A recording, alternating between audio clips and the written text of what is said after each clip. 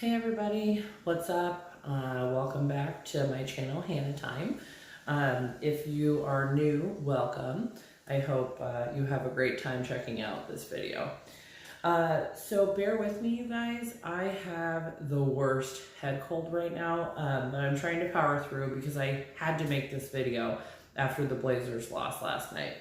Amazing, like how you could be a solid 4 and then you put on like some concealer and some mascara and like curl your hair a little bit and you're like a 6 now. It's great, even though you feel like garbage.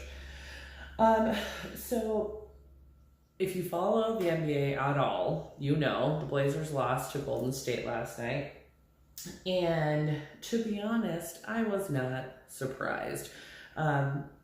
This loss actually made me nostalgic for the 90s era Blazers. When I was in high school, so this is totally going to date me. When I was in high school, I was a huge basketball player. I loved the game.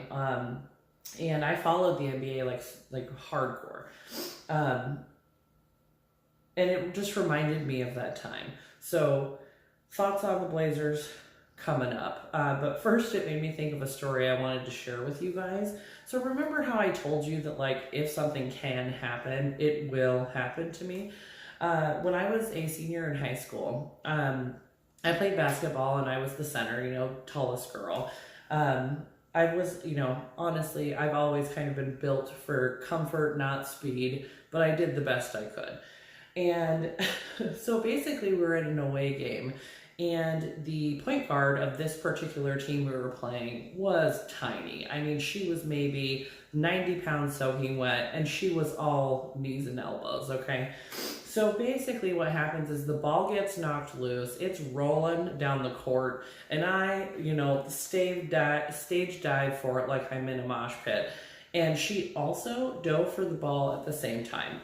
Now, I still to this day don't know what part of her bony body connected with my face.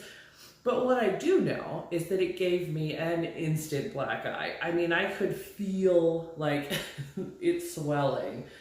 And the thing is, I went to a really small school, okay? And I am a total lover, not a fighter. But frankly, this black eye, it made me look pretty badass, okay? And so much so that we kind of used it as an intimidation tactic against the next team we played, like, oh, look out for that Hannah. She'll kick your ass, which is not true. But anyway, so in my yearbook, there's actually 2 different pictures of me sporting this black eye. Here you go. Anyway, so back to the Blazers and 90s era basketball.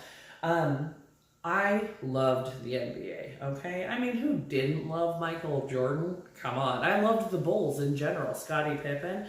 But I do have to say, my favorite Bull ever is number 7, Toni Kukoc.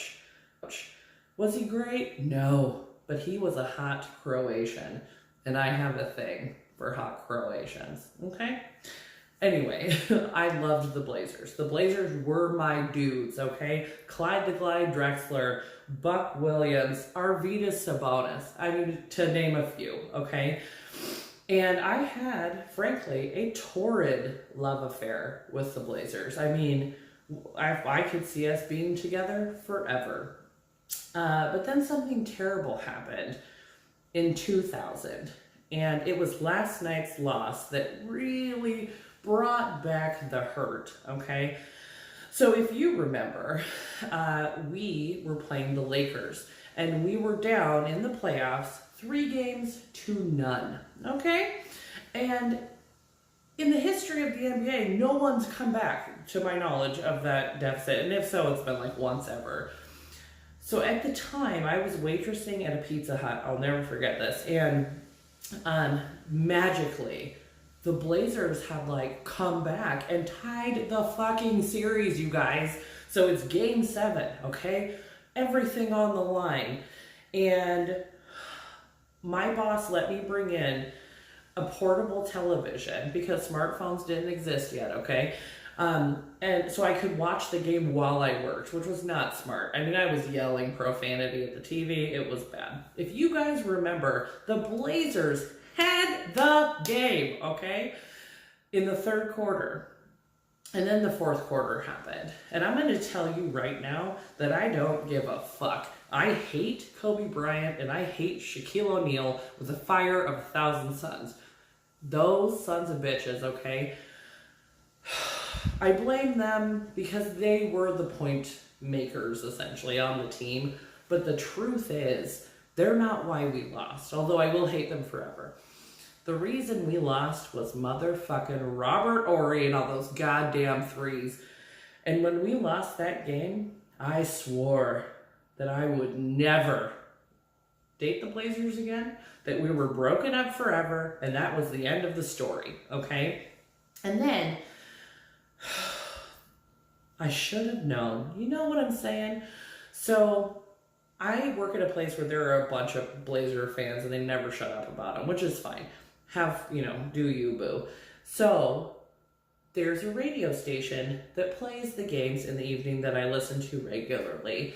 And I found myself opening my heart again to the Blazers. And I listened to those playoff games on the radio. And I had to just stop because I just knew what was going to happen.